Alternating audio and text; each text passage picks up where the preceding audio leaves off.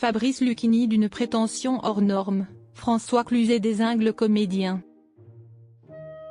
Invité de Thomas Hill sur Europe 1 cette semaine à l'occasion de son retour au théâtre, François Cluzet en a profité pour s'en prendre à sa cible préférée, Fabrice Lucchini, qu'il estime bien trop prétentieux et imbu de lui-même. Un sanguin, une grande gueule, un homme engagé, François Cluzet est un personnage à part dans le petit monde du cinéma français.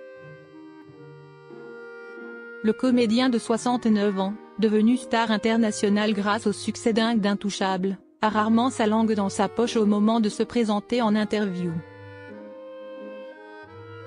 C'est un peu mon caractère mais j'avoue que j'ai aussi presque des excuses à présenter, avait-il concédé à ce sujet lors de son passage dans C'est à vous en septembre 2023.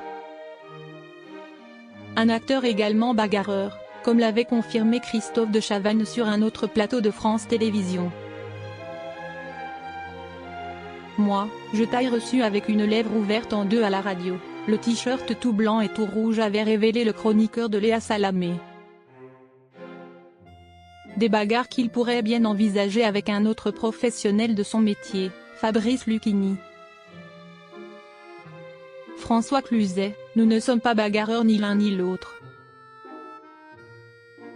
Le moins que l'on puisse dire, si est que les deux hommes ne partiront pas en vacances ensemble. Après la crise du Covid, François Cluzet avait déjà dézingué son homologue, ainsi que Jean-Marie Bigard, pour leurs propos sur la situation sanitaire. Ce sont des égocentriques, mégalos, je ne sais pas quoi. Ils donnent une image de ce métier épouvantable, avait-il lancé dans En aparté.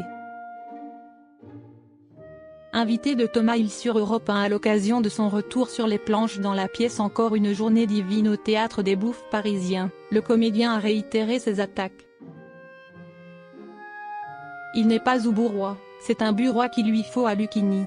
Il est d'une prétention hors norme, a-t-il lâché au sujet de celui qui tient une pièce au même théâtre.